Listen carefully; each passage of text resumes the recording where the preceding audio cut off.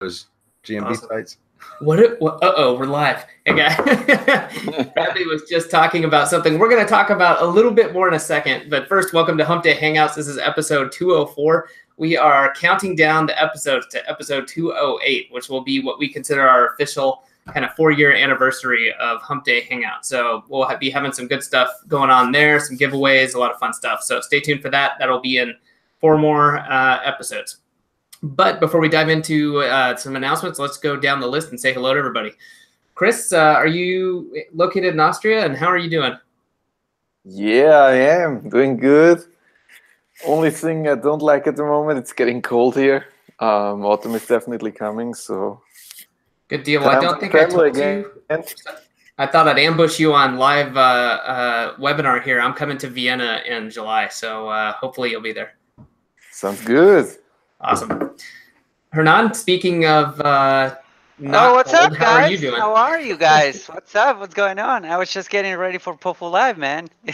Sorry, Mr. Rogers. Mr. Rogers, how are you doing?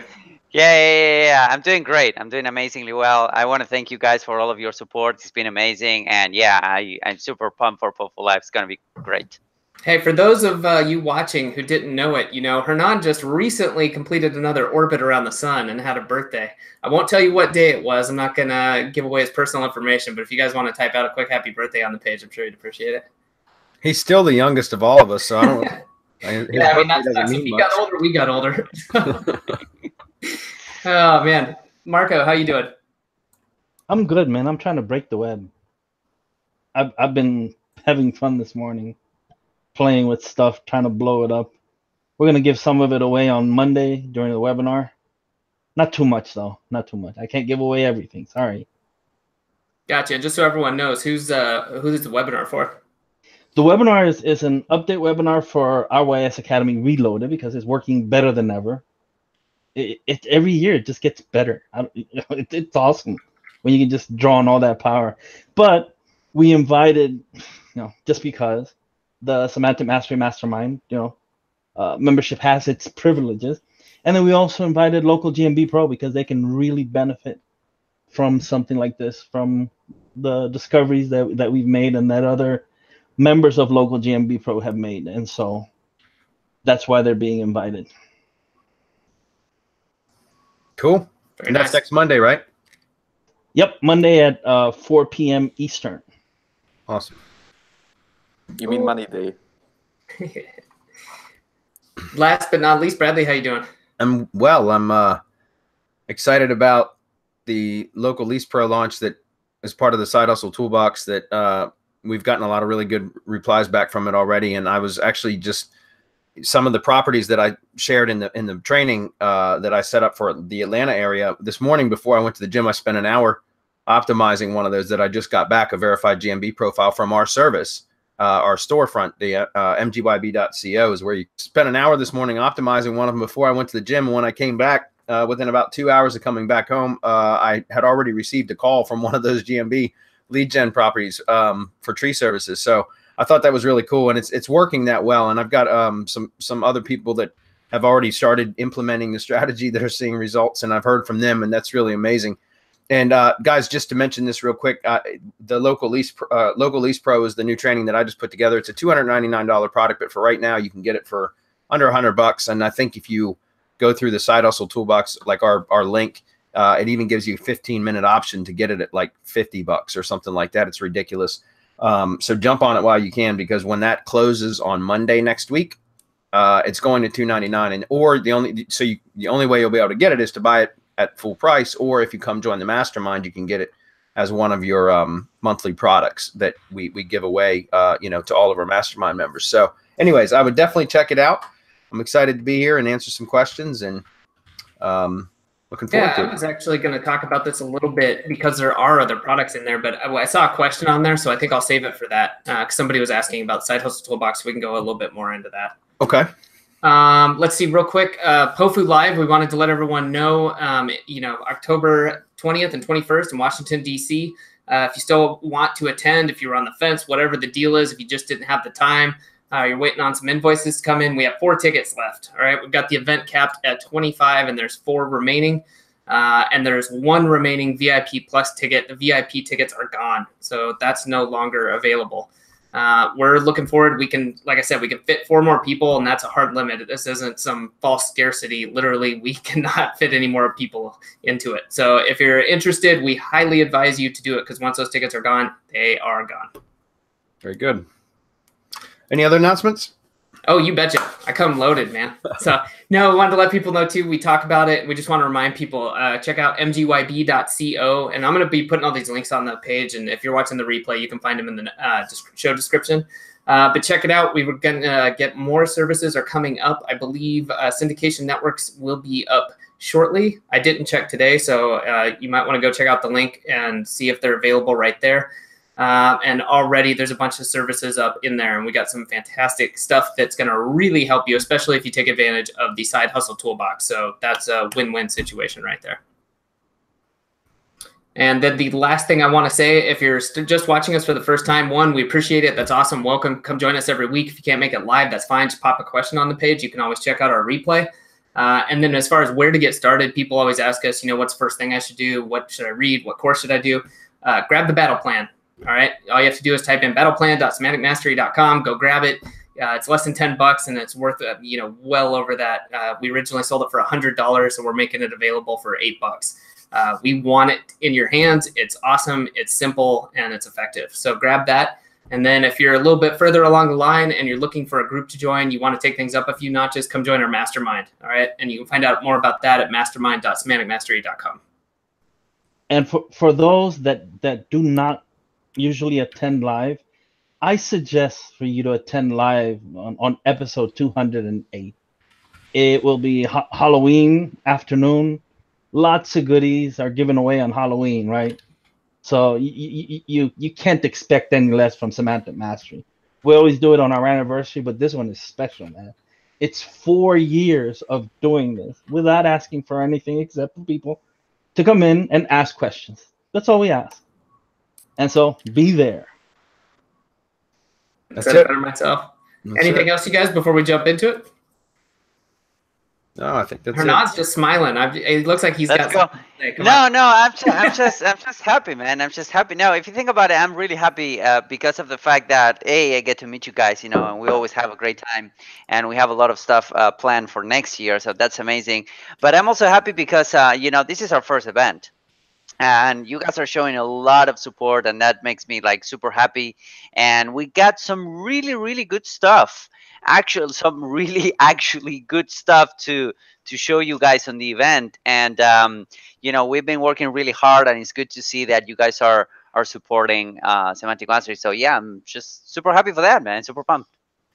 Yeah, it's gonna be fun. We're gonna rub elbows with 25 people, plus it's just going to be a good time. And for those that are coming for the VIP event the day before, that's going to be awesome, because that's where we get to really hang out, network, and get to do some fun stuff, as well. But I found that to be, I went to the SEO Rockstars event last year with Dory Frent. She puts that on, and it was really, really good event. And so that's kind of what we wanted to model ours after. I've been to, a dozen events, at least a dozen events, and I thought that was the best formatted one. And it was started with the VIP day, and then it was 2 days of training. And it just, like I said, worked out really well, because that first day created kind of like a more intimate relationship between the members or the attendees, which then carried through the rest of the training. And I thought it was really, really fun. So that's kind of what we're modeling it after this year. And that's why we're keeping it really small. Perhaps next year we might double in size or something like that. We'll see how it goes after this year. But I think what Hernan said hit the nail on the head. We're all pretty excited about it. So. Oh, yes. With that, I think we can get in questions, right? Let's do it. All right, let's do it.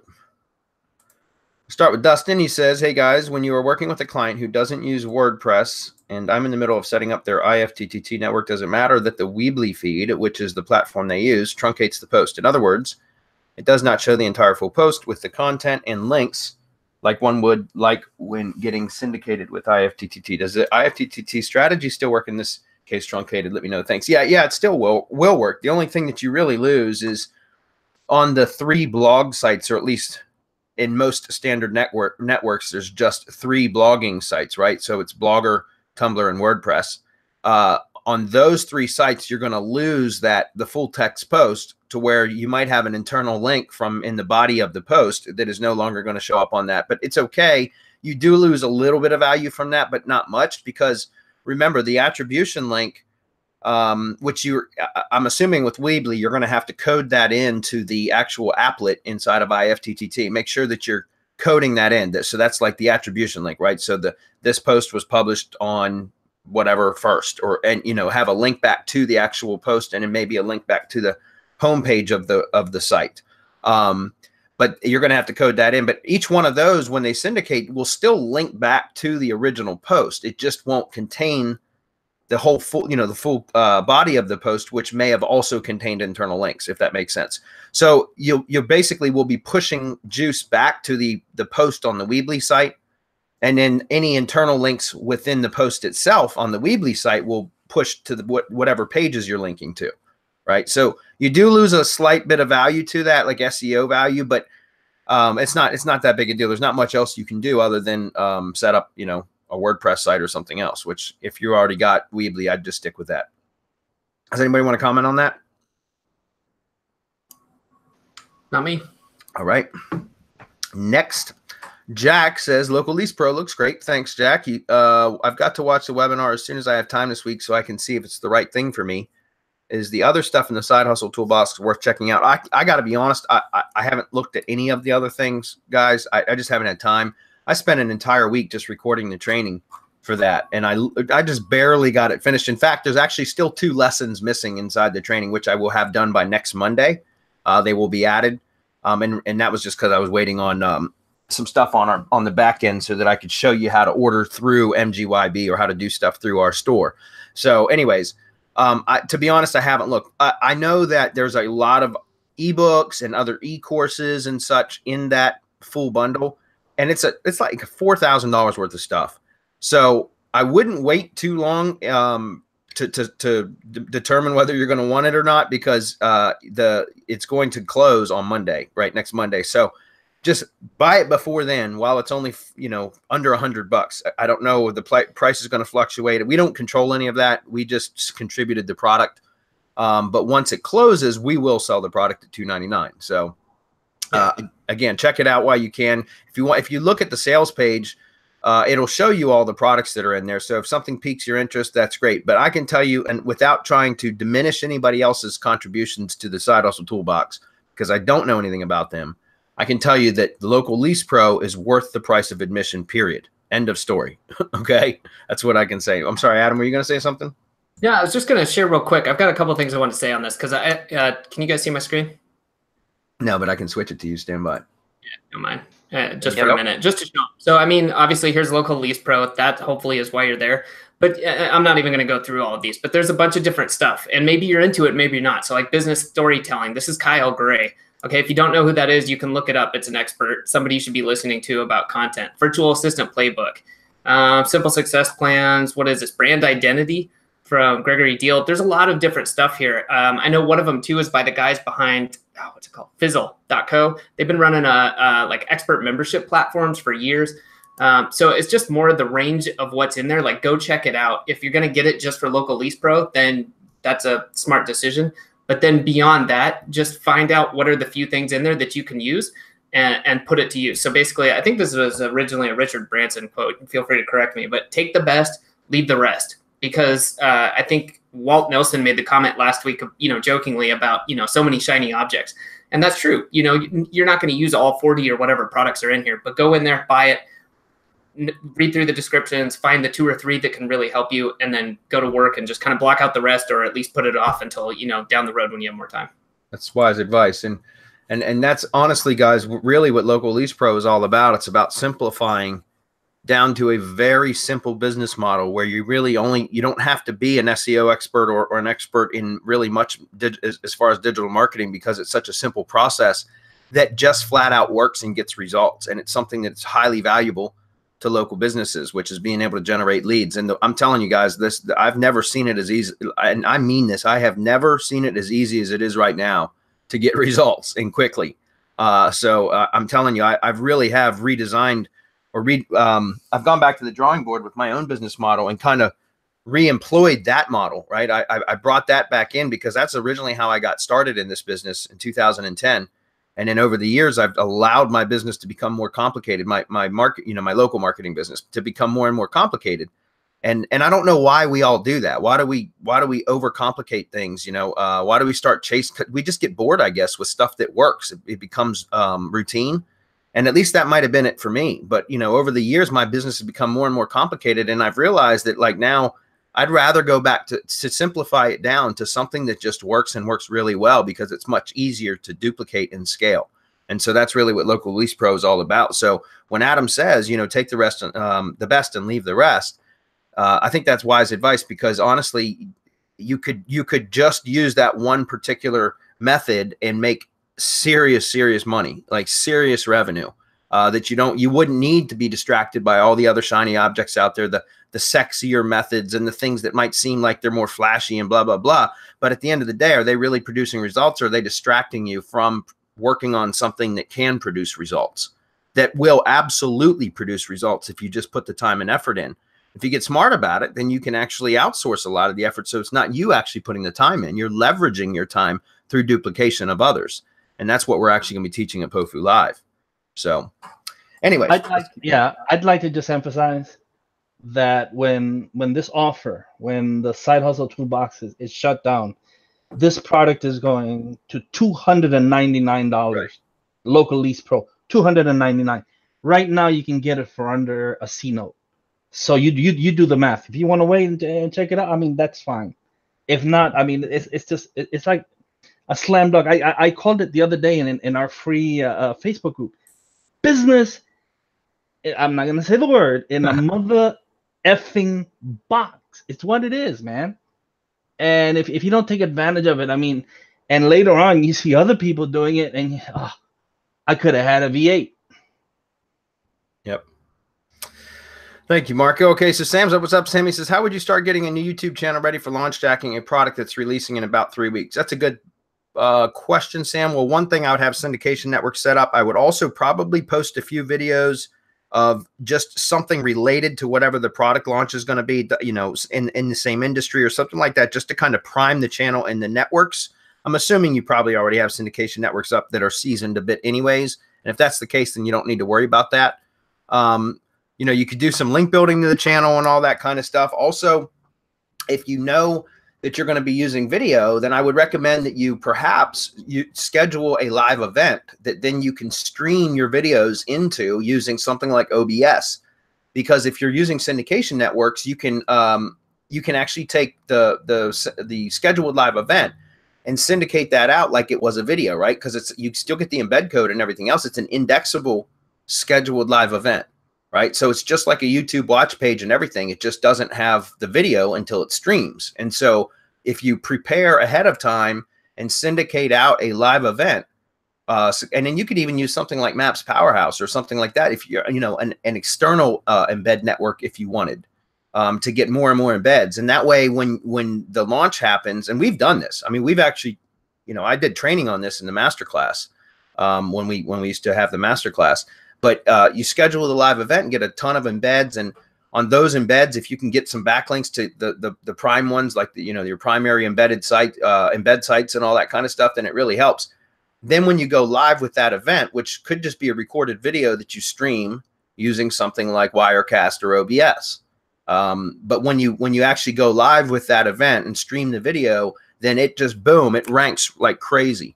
And it really ranks well if you can schedule, and I've done this before with real estate. I've mentioned before that I did SEO for realtors for, I don't know, about 1.5 years, and it was miserable. I didn't like it at all. It was very difficult. And it was difficult just working with realtors, period. But it was also difficult doing SEO in the real estate industry because it was so competitive and you were dealing with behemoth type, like really aged, high authority type sites. And it was very difficult. But one of the things and so especially ranking videos for really broad terms like real estate plus city, you know what I mean? Like that was incredibly difficult to do, but I was actually able to do it using the same method I'm talking about now, which was to schedule a live event. I embedded that embed code so that essentially I all over the place. I syndicated that out through my own networks and everything. Then I also scheduled a press release. At the time I was using newswire.net, and newswire.net allowed you to embed a video. And so I scheduled the press release to be published at the exact same time that my video was going to go live for the live event, the feed. And it was just actually, I think I did a real live Hangout, but you could do it with just a pre-recorded video like OBS and using something like OBS. And it was great because at the moment that the press release went live is when we went live, or the press release was published is when we went live with the Hangout. And it was about a 7-minute Hangout. I think I was just interviewing the broker actually. And we ranked on page 1 for real estate Warrenton, VA, which was Warrenton, Virginia. And it stuck for, I don't know, 4 or 5 days before it slipped back to page 2. And that was the longest I had ever had a video. It was the first time I got the video to appear on page 1, period. And it also stuck for 5 days, which I thought was pretty impressive because it was one of those keywords that like Google just didn't want to put a video on for. So to answer your question, that's what I would do. You know, put a little bit of engagement through the channel if you can first, somehow, even if you're spoofing it, because that helps kind of season the channel a little bit. If you have networks that haven't been seasoned, right, or primed, then go ahead and publish a few videos or content, period. It doesn't even have to be videos. You could just do, you know, content. I mean, if it's just YouTube triggered, then you're going to have to do videos, but some content out across the network. And then I would say schedule a live event and learn how to stream, if you don't already know, how to stream into a scheduled live event when you're ready, and perhaps even pick up a press release with an embed feature and do that. Okay, I think that's a great strategy. Yeah, I agree to what you were saying, Bradley. I would advise Sam that if you're planning to do launch checking more often, I would suggest that you maybe dedicate a network to that so you can have it ready whenever the launch hits, right? So you're kind of priming the pump, right? You're kind of building your assets before you need to use them, so that whenever you need to use them, they're there. They're already, you know, they have authority, they have link juice, they have probably videos already set up.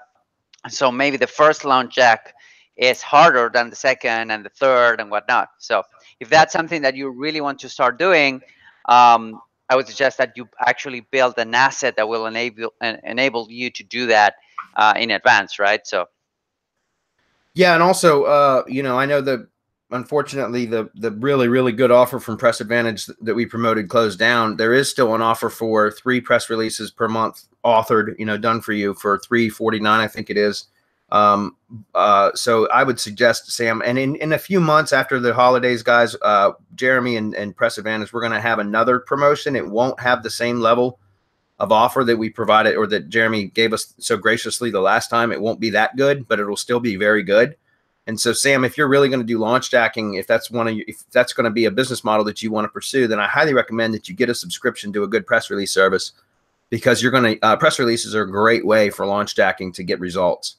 Especially when you learn how to do, when you know how to do it right. So like Local PR Pro, even though that's for local stuff, that same method works very, very good, very well for launch stacking, because guys, launch stacking keywords typically are their new keywords because they're product names. And so because of that, they're not very competitive. So if you can come in with high authority sites through like press releases, for example, and you know how to stack, and you can hit several different keyword variations in kind of like a PR silo, which is basically like a stack anyways, you can get significant results that way and just crush the competition. So there's a lot of work that goes into launch stacking though, because it's a lot of setup and preparation for each launch. Just keep that in mind. You might want to try to build systems or processes around what you do, Sam, once you develop your own internal processes so that you can hire some of that stuff out. You can pay a VA to do a lot of the setup work. All right, Lenoy is up. She says, "Hi guys, question I heard a lot recently about creating good content is the key to bring ranking and traffic. Google's been saying that since day one. So I'm writing content for my website. I did the RSS feed as trigger to 4-tier syndication. Okay. I have more than 30 articles and optimized good with Yoast. Okay. Okay. And good interlinking structure and alt tags. Did also Google stacking with Google properties. I still can't see the needle moving up in the search engines. I built YouTube channel for linking to the website. I have links from Reddit and YouTube, Weebly, Twitter, blah, blah, blah. Should I add PBN links? If yes, then point them to my money site or to tier 2 links such as WordPress and others. Any other tips would be great. I'm frustrated. It's more than a year now and no major keyword in the top 50 at all. Well, you know, obviously without seeing your property and all that kind of stuff, it's going to be difficult because there's so many variables. you know, unfortunately, writing good content is not. I know that people say that content is definitely key, but you have to know how to structure your content, which is what something like SEO Bootcamp, Jeffrey Smith's course, which we've promoted, and hands down, we 100%, we 200% endorse. That's something that will show you, like, you can have really good content, but if you don't structure it properly within the architecture of your site, and I know that sounds geeky, but it's not. I mean, and it kind of is. If you don't have it structured properly, then it's not going to do you very, very good. In other words, really good content in itself isn't going to help your SEO unless you have it structured properly and interlinked properly, now especially. But proper on-page can absolutely work wonders. Some of the stuff that Jeffrey Smith is doing is absolutely incredible with zero backlinks. Like, he doesn't go out and buy backlinks or build backlinks. Backlinks may naturally occur to his sites, but he's able to rank for, I mean, it's crazy, some really competitive, uber competitive stuff with on-page alone, because he's so good at site structure, right? And content stacking and all that kind of stuff. So I would recommend SEO Bootcamp, Lenoy. If you're actually the one writing the content and all that kind of stuff, I would suggest that you learn how to structure it properly, because that's a lot of work. Now, as far as off-page stuff, there's a million things that you can do, right? You've got your syndication network. That's great. But you can also power up your syndication network. You can also do press releases. Again, that's something I love. It's my favorite off-page strategy anymore, is press releases. So you could do that. You could, like, each time you write a good article, you could publish a press release about the article, essentially announcing the article, and drive people and links back to that article. Does that make sense? And those could be all tier 1 links. In other words, they could link directly to the blog post on your money site. If you're going to buy PBN links, which I don't recommend, it's still a viable strategy. There's no question. But if you're going to do it, make sure you buy it from a good provider, and that you do. I don't recommend pointing directly to the money site. I would point through tier 1 properties that are branded properties that are well optimized and do follow links back to your money site. So you have to analyze those properties to determine which ones you want to point to. But that's what I would do. Okay. Also, you know, we talk about the drive stack, and you say you have Google stacking, Google properties. I don't know how you did it, unless you have taken RYS Academy or you've bought the stack from us. It's very likely that your Google stack is probably not producing any results for you, because we see a lot of imitators out there that try to sell Google stacks or drive stacks that are not done right. And so when people buy them because they're cheaper and they get them, and then they say, oh, well, this shit doesn't work because I didn't see the needle move at all. It's because they were done incorrectly to begin with. When they're done correctly, they're incredibly strong as well. So that's something else I would recommend. I don't know where you got your drive stack, if you did it yourself or if you bought it from somewhere. But unless you bought it from us or did it via our specifications, it's likely that it's probably done wrong. Again, I can't speak for all methods out there, guys, but I know that a lot of them, because we've had a lot of people come to us and say, well, I have one that didn't work. Oh, yeah? Let's see it, and we'll figure out why it didn't work. And then they show it to us, and it's not one that we did. and we go, I mean, Marco, when he sees them, he starts to laugh, because then it's like, well, I'm not fixing this. I'm not going to give you advice on something you bought from somewhere else. But sometimes even Marco does give advice, which is very gracious of him. Marco, you want to comment on that? Yeah. First of all, you have to be careful about the information that Google is putting out, because it has meanings within meanings. It's misleading intentionally. What the hell is good content?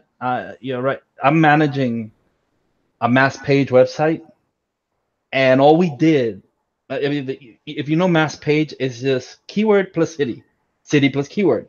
That's all it is. None of the other content changes, correct?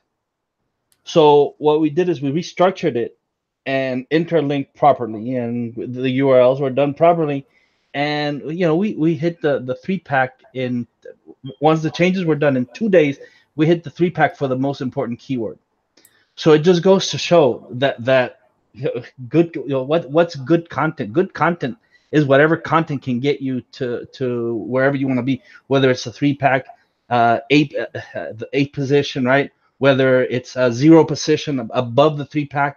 It depends. It depends on so much. But the way to do it is, Bradley already said it, SEO Bootcamp, because that's what we follow, right? That's what was applied to this mass page website, just to see what it could do with proper interlinking. And it did have a properly done drive stack, by the way. done by the VAs that I personally trained. So of course it's going to work.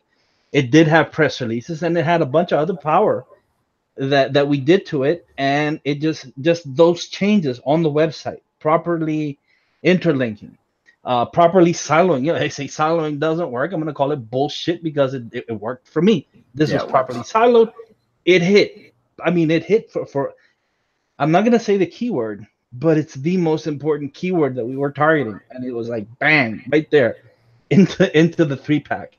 So again, everything that Bradley recommended, I totally agree, but it has to be done right. If your website, you're saying that it's okay because it's Yoast, it's optimized according to Yoast. So Yoast is a fucking bug, man. It's not even. I hate Yoast.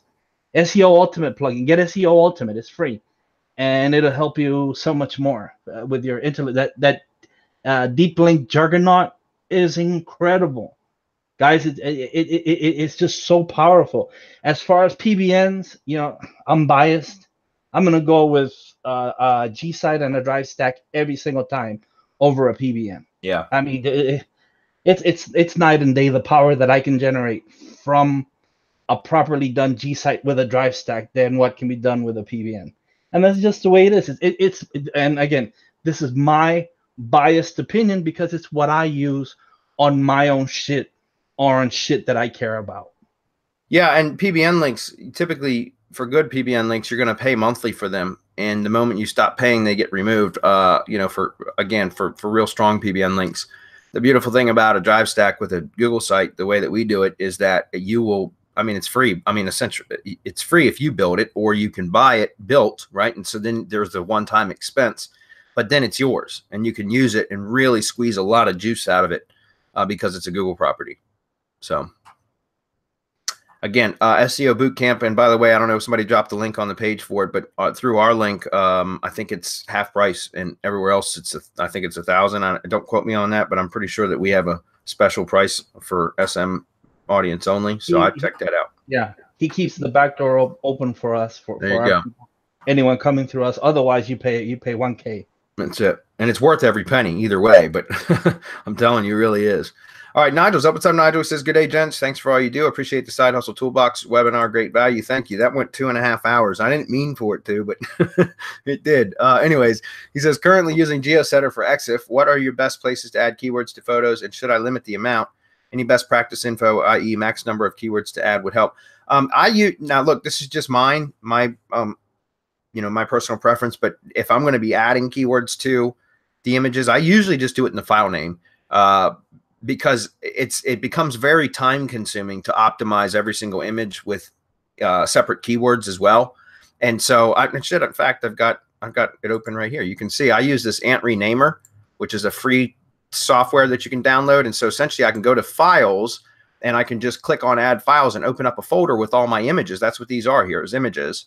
And then I go over to actions and I go to take names from list, and I just paste in my keywords that I want to rename the files with. And I click go, and it renames all of the images after the keywords that I want. Now, essentially what I do then is open up GEO Setter, which you can see I've got GEO Setter open right here. And that's with the same images that you're seeing from the file names and all that here, because I was just working on this morning. I just told you guys I optimized a tree service site for Decatur, Georgia this morning. And so that's what we're looking at here. And so then I optimize all of those photos with the same eXif data, the same location data, right?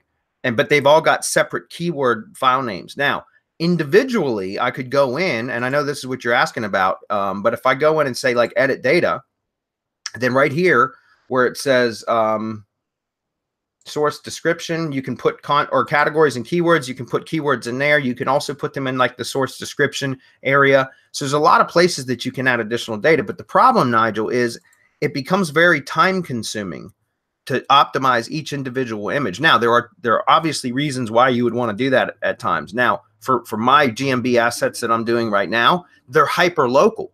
So I'm literally just wanting to target all of the, I just want to target one specific zip code, basically one very specific area. I'm not looking to expand the centroid, as Marco calls it, and get maps exposure outside of that very specific area that the address is located in, right? And so with that, I can optimize all the images with the same eXif data and just have the file names as separate keywords. And then that's all the optimization I have to do. So you remember, it's not, SEO can reach a point where it's diminishing returns and you end up wasting time doing additional stuff for a very minor benefit, where you could be more efficient doing more macro stuff than micro stuff, if that makes sense. And so again, you know, as far as to answer your question, if I was going to optimize individual images, personally, I would only put one keyword per image. You know, that's just me. But I mean, again, I haven't tested with, you know, mashing a bunch of keywords into an image. I don't know how beneficial that would be. Marco, what are your thoughts on that? I wouldn't spam images, and we don't, simply because of where they're going, right? They're going into GMB, and we want that to stay clean and looking really good. We don't want to get it suspended. And so we want that looking really good. And really the idea behind this is not to spam. Oh my God, did I just say that? Yeah. The idea is not to spam, but to give the yeah, sorry, I know. It's about I'm expecting lightning in any second. But the idea is to give the bot everything that it needs to know what your project is about. The bot is going to then know, okay, this is, let's take Bradley's tree service. This is a tree service company in this area. And with all those keywords, and this is what they do. And this is everything that's related to this business. We don't want anything more than that. Anything more than that, I think, is overkill. Although it might work even better. This is a test in the making, Nigel. You know us. Test and find out. Test on something that you're willing to lose. You know, if you have a GMB that you're willing to get suspended to try this out, then I'm all for it. I'm all for trying. Just, you know, you extend the limits, you test the bounds, and you see how far you can go before you get knocked back. So, and guys, just so you know, like, what's great about GEO Setter, I love it. I know there's some online, you know, apps, but I just love this one. I've been using it for years, and I've tried some of the online apps, and I swear this one, I'm faster with this one. It's probably just because I've been using it for so long. But what I like about it is you can select all the images in a folder like that, which I think is this 36 selected in this one, and then set the values and then save as a template. And then you can actually set all of the same values. So, for example, you can see I've got the NAP here. And if we go to location, I've got the eXif, the GPS coordinates there, if that makes sense. And then I can go ahead and save that data to all of the images in that folder all at the same time, with just one click, right? And then I can also save it as a template. So now if I pull load from template, you can see I've got all these different templates in there, so that if I ever need to come back in and add additional images, which I likely will, all I have to do is pull the data from that template, click load from template. It will pull in all that data. And then I click save to images, selected images, and it will add all that data directly to those images. So it's very efficient way to optimize images very quickly. Hey, Bradley, real quick, before you go to the next question, I see one, it looks like it's missing on your screen, so I popped it into Slack. I see a question in between Nigel and the next person. Okay. It probably got removed for spam, and I don't know why it does that. There's nothing I can do about it. Okay, Tony says, I run ccleaner to clear cookies and cache daily, and where my PC gets really slow, I leave history. I only manage 4 GMB accounts, but if I start the Lease Pro system, I will need to stop doing this, or does Browseo handle having more accounts? Yeah, no, Browseo, you can have as many accounts as you want. That's my point. I mean, at least I don't know if there's different subscription levels where they restrict how many projects. That's what they're called. Like, each profile is called a project in Browseo. Again, I mean, I've got it open here. You guys see, I got project after project after project in here, and that's what those are, right? So, again, I don't know if there's different levels on that, but I know that I can have unlimited projects, which is great. And the idea, and so specifically for your question, was it Tony? Let me see if I can pull that up again. Yeah, Tony. The problem with your computer slowing down is you probably don't have a lot of memory, and it's probably a cache issue. And that's probably why you're having issues with your computer slowing down if you don't clear your cache and cookies, because it bogs up the memory in your computer. Now, I'm not a hardware guy, but at least that's my understanding of it.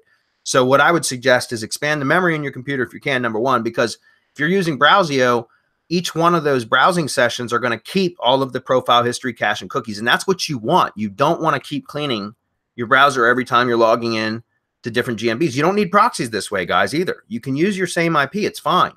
Just make sure each one of your browsing sessions retains all of its history. And that's what Browseo does, or Ghost Browser. That's another option. Okay. I just use Browseo because I've been using it ever since it was launched. But that's very, very important because you want to keep all that stuff. And I've got, I think 32 megabytes of RAM on my computer.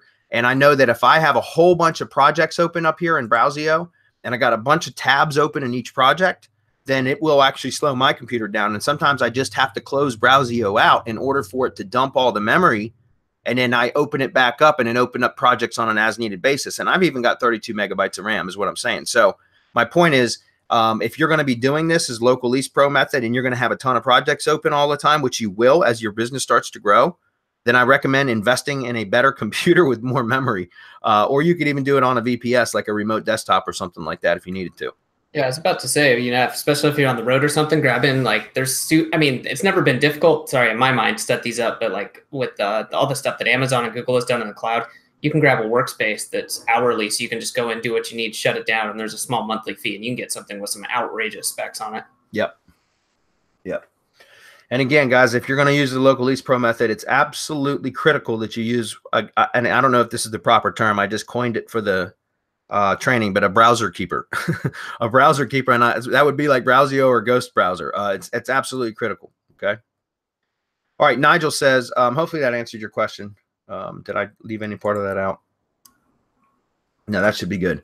Okay. All right. So Nigel, I'll finish yours. He says, what top 3 ways to get content indexed quickly, and what are other sites similar to Medium where content gets indexed quickly? I'm not sure anymore, other than, for me, if it's a website that you're publishing content to that's in Search Console, you can do a fetch and render inside a Search Console, and that's just the same as the submit URL tool, basically, because once it renders, you can request submission to the index from that, and also it will also give you the option to index all of the links, the outbound links or the pages that it links to and stuff from there. But I think you're limited to 10 of those per day or something like that.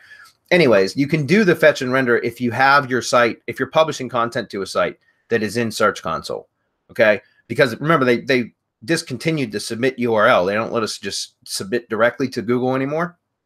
But however, that's one way. Another way is, as far as I know, Twitter still works if you have an active, like a real Twitter account. It's not sandboxed or anything, or shadowed or ghosted or whatever the hell they call that, shadow ban, whatever the hell it is. If you don't, and Marco, correct me if I'm wrong, is Twitter still a good indexing tool? It is, as long as you as you said, as long as you're not sandboxed or whatever it is that they call it in Twitter now. Okay, there you go.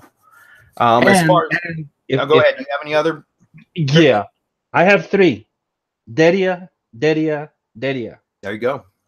I mean, we have a Dedia. You guys can too. You can reach out to him in any of our in our free group in Facebook, or in any of our paid groups. If you guys are members of any of our paid groups, just tag him and tell him you need his indexing services. You have direct access to him. There you go. Okay, Ralph Suppy says, Bradley, a few months ago you mentioned doing only $200 a month for Google AdWords, or was it YouTube AdWords? Well, yeah, I mean, it's all under the AdWords platform, which is now Google Ads platform. It's no longer AdWords. But yeah, I was talking about setting up for YouTube ads or AdWords, or now Google Ads for video.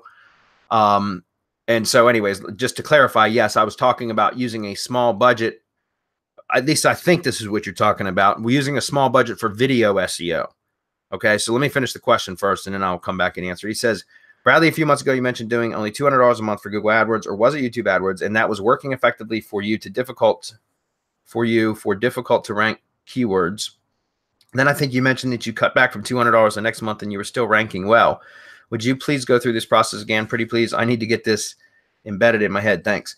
Okay. So I'm not sure if you were asking specifically about video SEO or for like regular web page, like landing page stuff SEO for like lead gen. In either case, if I'm going into a new industry that I don't already know what the money producing keywords are, and what I mean by money producing keywords is obviously I'm trying to generate a lead. That's all I do, guys, is lead generation, right? So either lead generation for local businesses, or we try to generate leads for list building. Like, in other words, we're trying to get an opt-in to build an email list, right? So that's lead generation in either case. And so what I'm trying to do is either get a web page to rank that will capture leads or collect, it prompts somebody to call, to make a phone call, right? If it's to a local business, or I'm trying to rank a video to do the same thing. So those are really the only two things. Now, if I'm entering a new industry that I don't know, which I don't like entering new industries anymore, guys, it's too much work. I like sticking with what I already know. Okay. But if I was going to enter a new industry, then I would run an AdWords campaign. Like if I was going to enter a new industry where I'm going to be optimizing like a landing page and doing SEO, like full on SEO, not just video SEO, but full on like ranking a website, perhaps in a maps listing, a Google Maps page, if it's for local stuff, all that, then I'll start with a small budget in AdWords for a month or two.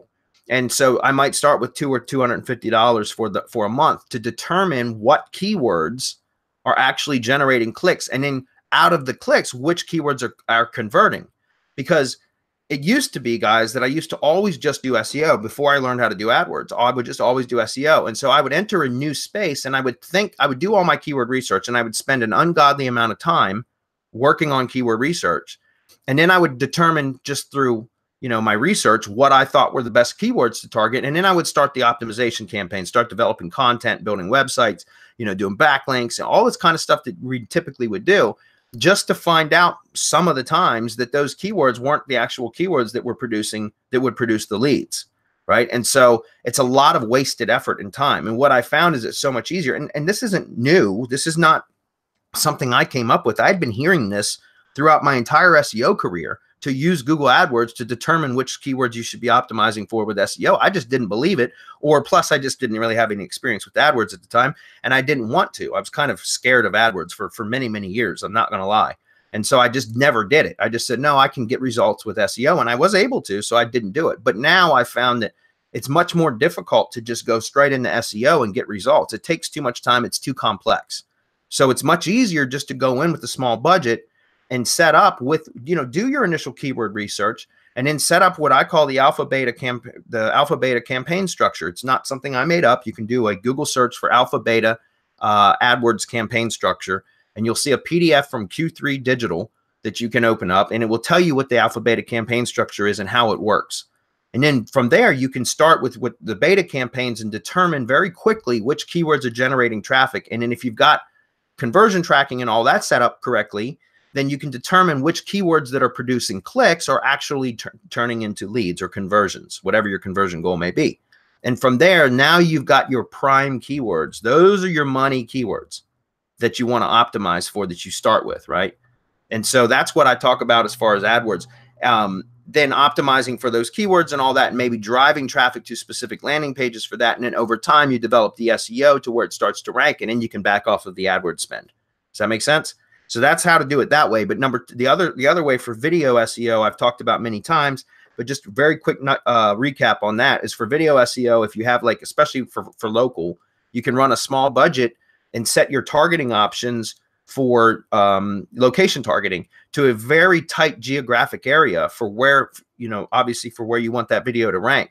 And you can set it to very broad audience type targeting to where it's not really focused traffic. In other words, it's not maybe the best targeted traffic as far as people, like what their interests are at the moment that they see the video, but because they're in the local IP area, and if you just do some general targeting, it will be good enough to where you'll get engagement on your video through the ad, because you have the video also as an ad, right? And you'll get engagement. People will see it and it will register as clicks or views. And sometimes you'll get clicks, but it'll be mainly views from people within a very specific geographic area around the video where you want it to rank, in the location you want it to rank. And so it's basically a way to buy local clicks directly from Google, which is huge. Guys, you can rank YouTube videos on engagement signals alone. Seriously. It's been done time and time again. And so you can use AdWords to actually buy clicks, localized clicks, a very specific geographic area to your videos, which is really good for local SEO. And the idea with that is, once set up a small budget, I usually start with like $1 a day. No kidding. It's $30 a month.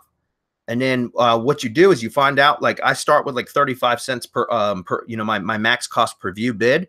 But what you'll see is very quickly, especially if, and again, I can't get in all the targeting options here, guys, but what I found is a lot of the times the average cost per view will be something like, you know, let's just use this as an example, 18 cents. Okay, after the first few days, after it starts getting some impressions and some views and all that, it'll show you the average cost per view. Let's say it's 18 cents. Well, then the trick is that if I had my max cost per view bid set to 35 cents, then what I do is every single day I'll log in and I'll drop it like 2 cents at a time. So from 35 to 33, then to 31 the next day, and then to 29 the next day. And I keep doing that until I get down to about that 18 cents average cost per view. Then once I get to around 18 cents average cost per view, I go in and back it down a penny. And I might wait 1 or 2 days and then go back and drop it another penny max cost per view bid. And over time, very slowly, you incrementally drop it just 1 penny at a time.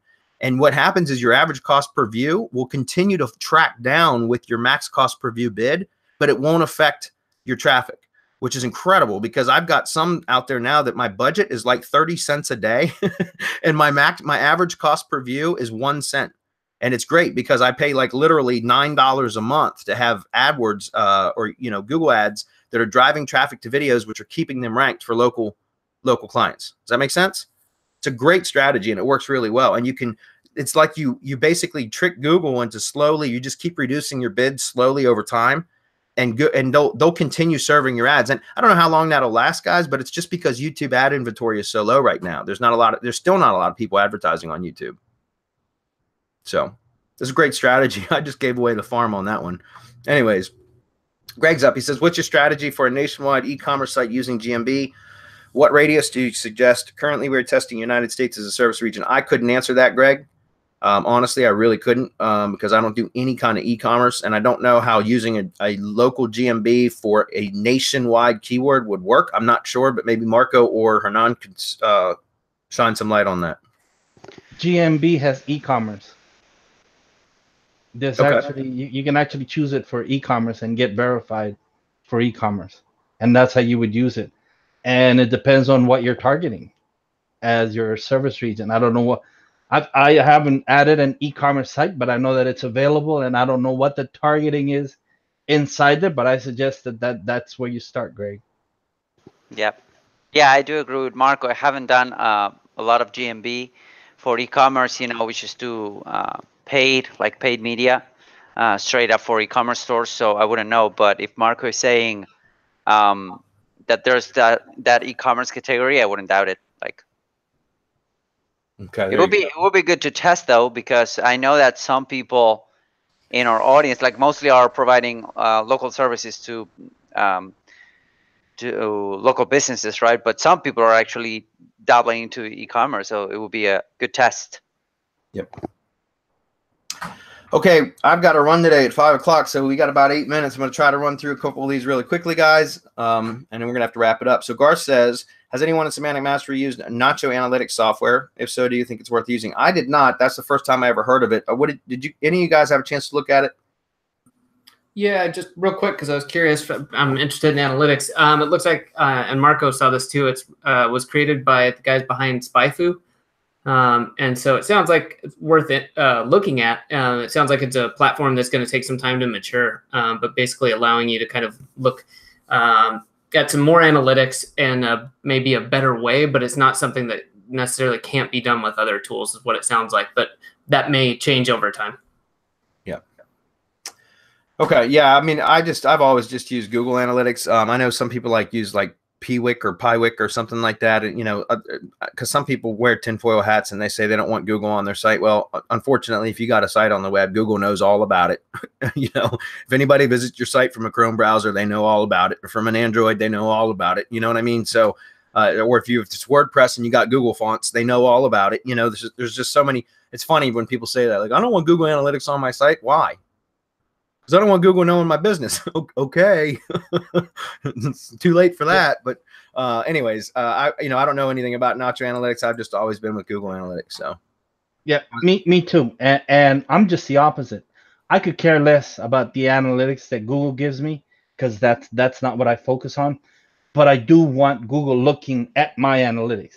Does that make sense? I want Google on my website crawling it and looking at it and getting everything, whatever it is that they consider relevant.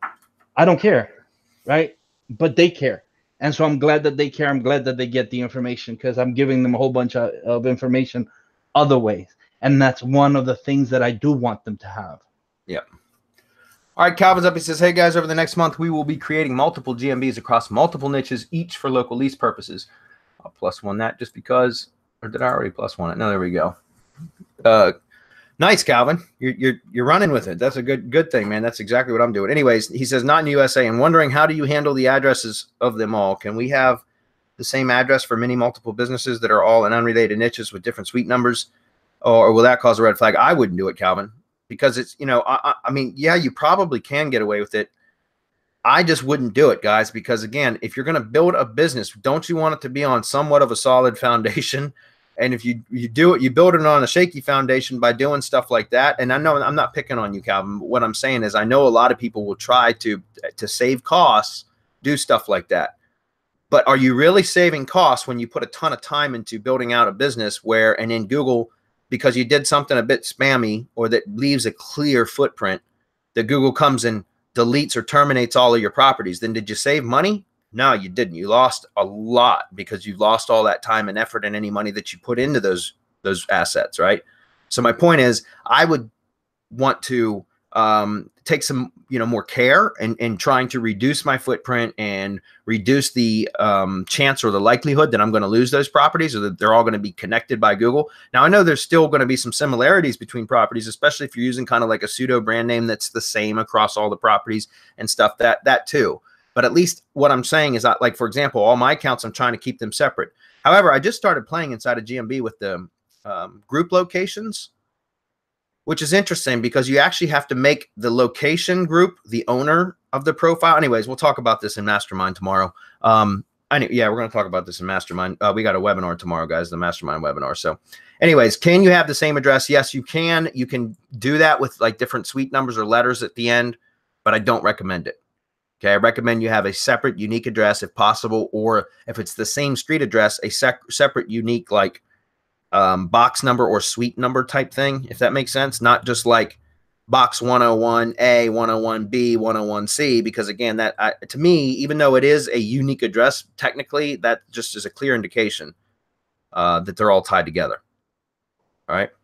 Also, would you go ahead? If they get them from us, then they will come with their own separate unique Gmail addresses. That's right. Yep. And their own Gmail addresses, which is part of the next question. He said, would you place each one into their own separate Google account and then use something like Browseo for logging? Yes, absolutely, Calvin. That is a requirement. And I talk about that very specifically in the local Lease Pro training. There's absolutely no other way to do it, guys. You do not want, now look, you can tie all of the properties together with a manager account, which is what I'm doing. And that's why I just started talking about the location groups. It kind of changes that a bit, but again, we'll talk about that on Mastermind tomorrow. But yeah, you can tie them all together with a manager account so that you can still log in and manage them all from one account, which would be like a primary account. And what I would suggest that you do is create a separate Google account that will be the manager account. And then you can actually add that account as a manager, so you can log into that one account and then manage many GMB profiles. But don't assign yourself as the owner, because if the owner account gets terminated, or I think now it has to be the primary owner account that gets terminated for you to lose the GMB. But they can terminate a manager account and or a owner account, I believe. But as long as the primary owner account isn't terminated, the GMB should stay live. And so I absolutely recommend for each and every GMB that you set up, if you're going to set it up yourself, that you have a separate Google account for each. If you buy them from us, you're going to get a separate Google account for each. Okay. Could I use one main master account to house all the GMBs? No, again, I don't recommend it. I would recommend that you use one main master account as a manager account, but it wouldn't own the accounts. Each account would be owned by a separate Google profile. How would you set this business up to start so we stay under the radar? I talk about it in local Lease Pro. So if you have that, just go through the training. It's already covered in there. Guys, we can answer one more, John's, and then we got to go. So John says, what are the 3 to 5 most important characteristics you look for in a niche? Okay, so number one is I want to make sure that there are, there's volume, right? There's a need, there's an interest, right? Whatever the niche is, it solves a need, right? That's number one, because there are niches out there that, like, for example, Network Empire used to say, is it a painkiller, or is it a vitamin or a painkiller? right? If it's a vitamin industry, it's stuff that people might, it's nice. It's like luxury stuff. It's nice to have these things, but they're not necessary. A painkiller industry is like, you need to have it. That's why I love contractors, like working in the home services industry, because tree services is a painkiller usually, right? It's because somebody's got a problem. They got a dead tree in their yard, or a tree that fell or something. They need it taken out. That's a painkiller type of industry. Roof repair, that's a painkiller industry. Plumbing or emergency plumbing, right? That's a painkiller industry. So that's number one. First of all, is there a demand for the service? Number two, are the companies in that industry spending money on marketing or advertising? Do they understand it's important? Because so for example, a quick way to do it is just go to Google, search for the types of products, or enter search queries as if you were somebody looking for those products or services. And then look and see, are there advertisers on Google? That's it. If there's advertisers, now you know those companies are spending money. It's really easy. Number three, what are the margins? What are the profit margins for those types of businesses? Do they have good margins? That's really important, because even if call volume isn't high, like even if search volume isn't high for the industry that you want to target, as long as number one, there's a demand for it. As long as number two, those companies are spending advertising dollars in that space, then even if there's not a lot of search volume, if the margins are high, it's very likely that there's a lot of money in that industry. In other words, I talk about this in local Lease Pro, but like, for example, home remodeling, right? Kitchen remodeling, that's a big keyword. Kitchen remodeling, an average kitchen job on the low end is about $30,000 contract price. Now, the kitchen remodeling contractor or the general contractor will typically only have, a $6,000 or $8,000 profit margin on that job, but it's still a $6,000 or $8,000 profit margin. So even though they might only get from a GMB listing, a local listing, 8 or 10 calls a month, and they might only close 1 or 2 of those a month. If it's a $6,000 or $8,000 profit margin per job that closes, that's a very good profit margin. So those are, when I'm thinking about going into a lead gen niche, I want to make sure there's margins there to justify the expenses of my services. And in that case, remodeling, they're absolutely there, even if the call volume isn't high. Does that make sense? Because you could literally generate a lead for a remodeling company that produces a $6,000 or $8,000 profit margin for them. And so if you're charging them, even $500 a month for lead gen on the lease method, that pays for one lead that closes into a sale can pay for an entire year's worth of your lead gen. Does that make sense? So it's easy for them to be able to justify paying you. Whereas if you're doing something like carpet cleaning, which is can be very small profit margins, it might be very difficult for them to justify that expense. So those are my 3 primary things right there. Number one, demand. Number two, are they spending money, the companies, for advertising, which means they understand the value of marketing, the importance, the need, right? And then number 3, what are the margins? Those are my top 3. Does anybody else want to add to that before we wrap it up? I agree totally with you. In fact, I would tell John to join tomorrow the mastermind call, because that's a really good topic to go after. So tomorrow we'll cover that, and we'll cover the GMB group location stuff that I was talking about today. Okay. All right, everybody. Thanks for being here. See you, guys. Bye, everyone. See ya. See you guys later. Bye.